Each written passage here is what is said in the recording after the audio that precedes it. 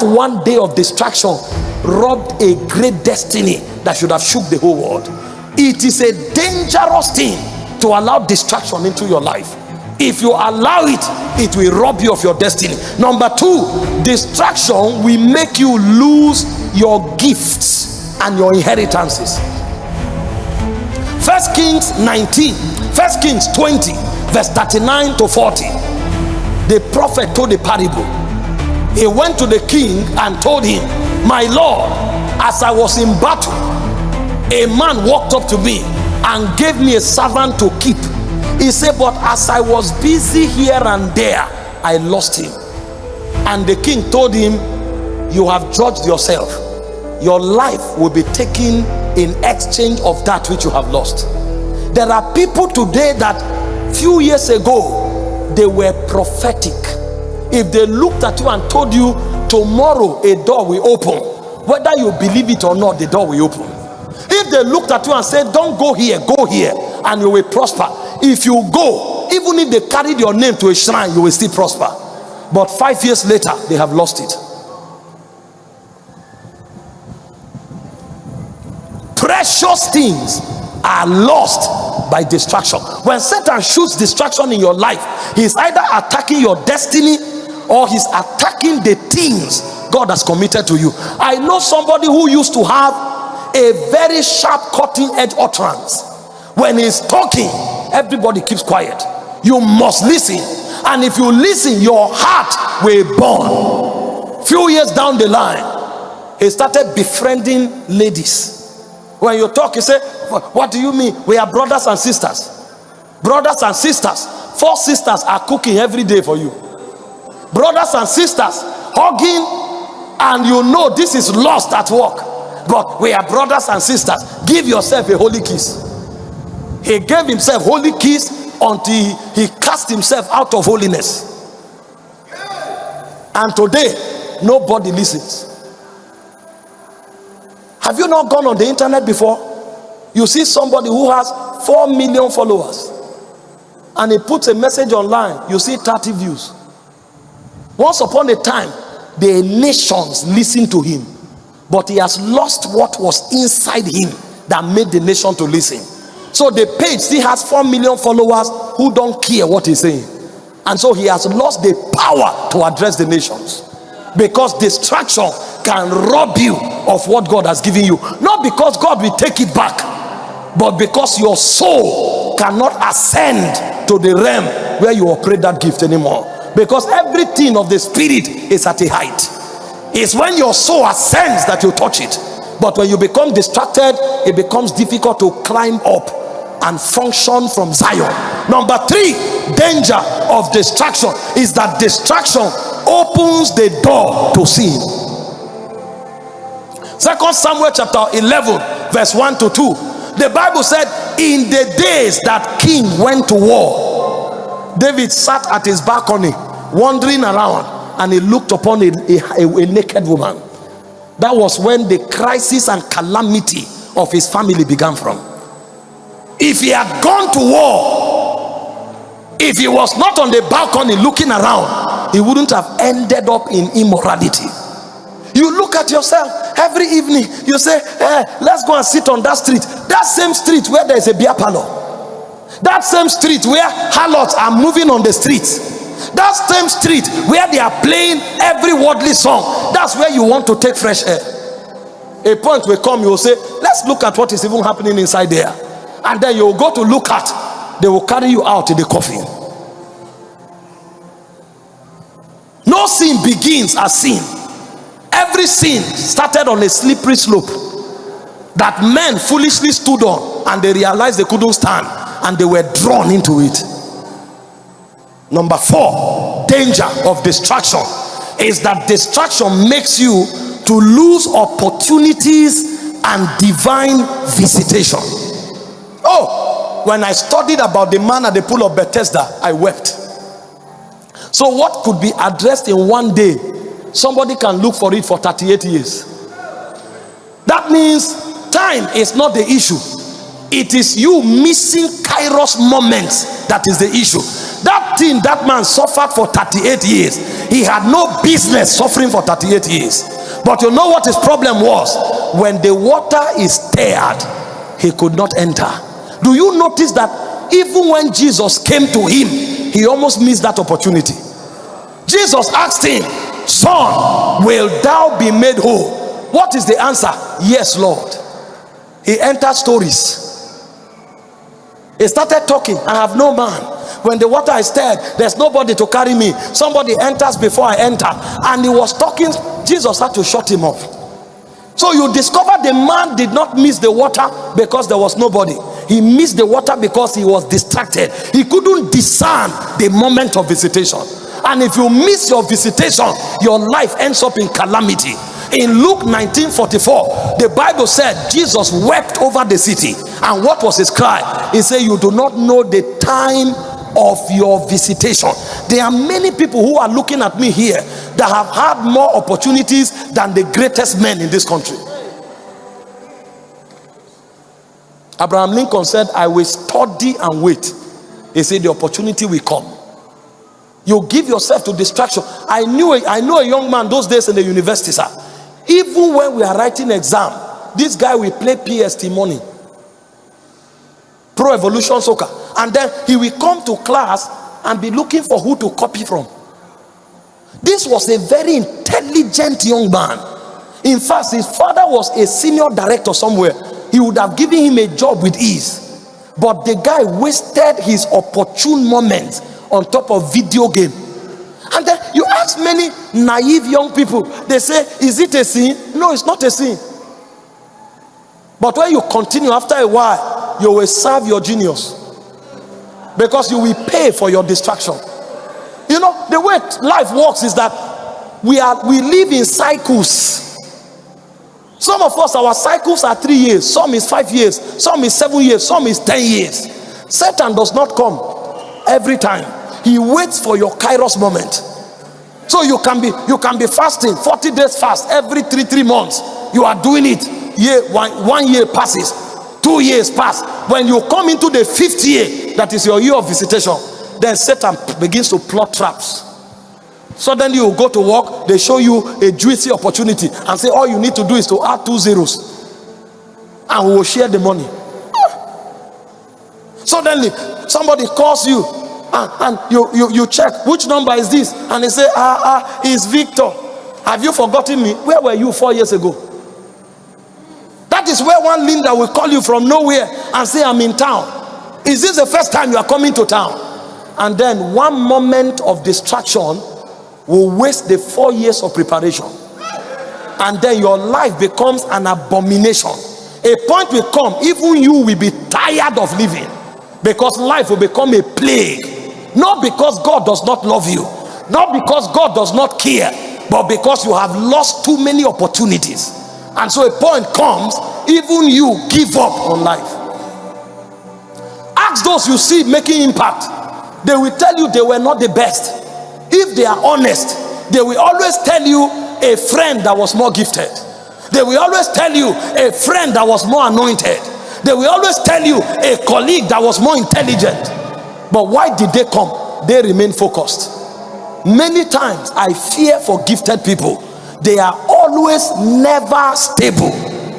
And then you check after 10 years, 15 years, 20 years, the people you call average, they end up emerging as leaders. You know why? They know that they don't have too much advantage, so they maximize their life. The ones who think, come on, they know everything, they waste their lives, and life becomes a redo. They sit down, they see the people they taught, they see the people they imparted, they see the people they raised. All of a sudden they are in front and they are wondering, how did I end here? One of the reasons is that you lost opportunities. When those windows opened, may God grant you grace to discern it. Dangers of distraction. Number 5, distraction leads to wasted time and energy. People who are distracted, they waste their time and their energy, and when you ask them, they cannot account for it. Don't go too far. Ask yourself, What did you do with today? This same today that we are talking about, somebody heard God clearly today, somewhere, and received a direction for destiny. This same today that we are talking about, somebody made $1 billion. This same today that we are talking about, somebody completed a project. This same today that we are talking about, somebody traveled to a place and opened a door for somebody. If you were to give an account of today, what will you use to justify today? Because when you hear messages like this, it's quick to start looking around people that you think are failures. If you are not careful, you will be failure in motion. Your own manifestation has not just come. The same today that some of us cannot point at anything we have done. There are people who have done 10 things that either impacted somebody, impacted a nation, or impacted their own lives. If you cannot point anything that you have done today that either impacted you or impacted somebody or gave glory to God, you wasted today. What that means is that in your age, today is zero. You know what God taught me many years ago? He told me, people wake up and say, I'm 40. Some people that are saying they are 40 years, they are actually 9 years old. And the Lord told me, he said, for instance, if you sleep from 8 p.m. and wake up by 8 a.m., you have slept for 12 hours. It means you didn't have 24 hours. Now, out of the 12 hours that remain, there are some people who watch movie for 4 hours. And then they go to visit their friends for 2 hours. Another 6 hours have wasted. They have wasted 18 hours. The remaining 6 hours, they ate food. They took a nap. So in 24 hours, maybe they utilized 1 hour. And so somebody who is using 1 hour in 24 hours, he is 40 years old. You ask him, he say, I'm 40. You are not 40, sir. You are using 1 hour in 24 hours. You know what that means? It's in every 24 days that you have 1 day. So when you are 24 years old, you are actually 1 year old. When you are 48 years old, you are 2 years old. That's why when you look at them, they can't do anything. At 40, they don't have direction. At 40, they need their father to send them money. At 40, they are complaining the country is too hard. Because they are not 40, sir. They are 12 years old. They wasted energy. They wasted time. Meanwhile, this is me being kind. Because if you are to compare, if you are to count the first 6 years of their life, what did they do? They almost spend the whole 6 months of your life sleeping and eating. The first 3 years of your life, if you are intelligent, you are learning words. So acute learning actually begins from 5 years old. So even the first 5 years of their life is not counted. So don't count people by their age, count them by their impact. Because the proof of how old they are is in their impact. That's how much investment they've had with their time and their energy. Am I being too hard? Okay, let me encourage you. I want to prophesy. It's like this message, you don't like it.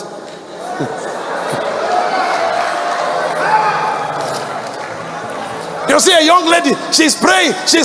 I'm 35. God, why? God, why? Why am I not married? Madam, you are counting the wrong age. You are not 35. You are 9 years old. Because this lady who is angry with God that she is 35, there's no husband, she can't cook. This 35-year lady does not know respect. If you ask her who is a wife, she has no idea. All she has that she's arguing on the altar of prayer is age, 35. And they are checking. Madam, you are thinking like 9. So if God gives you a husband now, the husband will have to train you for another 10 years. So the first 10 years of the family, the man is carrying load on his head. Because he's raising a 9-year-old in a big body. And there are some men who are 40. All they have is a big chest from a gym. They cannot make any positive contribution to destiny. They are not responsible. They cannot even provide one meal a day. No value to show. And then when you meet them, they say, this country is not easy. Imagine, I'm 40 years old. See my life. Who told you you are 40?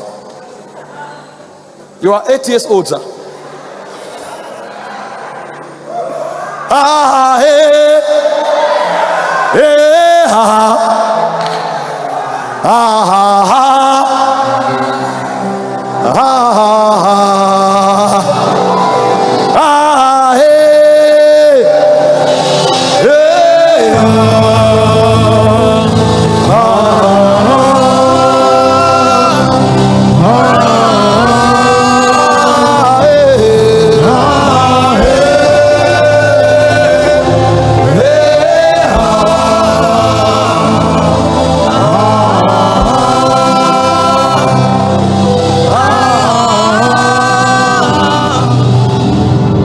for a moment. I'm just showing somebody why his prayers are not answered. Because when God wants to answer the prayer, he puts you in the school of maturity. Say, I can't commit what you are looking for to a 9-year-old. Grow up. When you are 19, we will think about it. And then to grow from 9 to 19, it will take him another 30 years. So when you study life critically, some people's 1 year is 10 years. And some people's 1 year, or some people's 10 years is 1 year. What the person should learn in 10 years, that's what he's learning in 1 year. And there's another person that what he should learn in 1 year is what he's learning in 10 years. So while some people are moving fast, some are slowing down. That's the irony of destiny. And you know the problem with those who are not managing time, they are offended at those who manage their own time. So when they come to you and need and ask for help, and you don't help, they are angry. Somebody came to my house and knocked on my gate last month, and when they told me somebody was at the gate, I checked and I saw, I've not seen this brother for 19 years. 19 years. He said he came into the country from Ghana. How he got my address, only heaven knows. And when he came, what is he looking for? I should give him accommodation in Abuja. I said, that's not where to start this conversation from. At least let's find out what you have been doing in the last 19. I don't know what you are doing. I've not, as far as it stands now, I don't know you. So even what if I accommodate you today and police comes tomorrow that we are looking for a kidnapper? I don't know you. We have not spoken. We have not greeted for 19 years. And he came and said, I must give him a house today. I said, wait. Let's understand what you have been doing. Take this money. Go and get a hotel first. Be there. Be thinking and praying. Let's talk from a distance. Let's talk from a distance. 19 years is too far to just give you a house. Wait. Let's be talking. Guess what? The guy will send me message 8 times, 9 times in a day. I'm able to help him. Why don't I want to help him? I say, oh, that means in 19 years you have not been growing. If you have been growing, you will know the life is not like that. That you are offended means you have been doing something. When we now probe, they say, sorry, he was doing Yahoo in Ghana. Now you are talking what you have been using your time for. So if it's Yahoo, we need to do rehabilitation first. And rehabilitation will take 6 months. So join the prayer team, start praying for 2 hours every day, attend Bible study. Let the word of God work in you first. Otherwise, it will be danger to come. We have to build walls sometimes.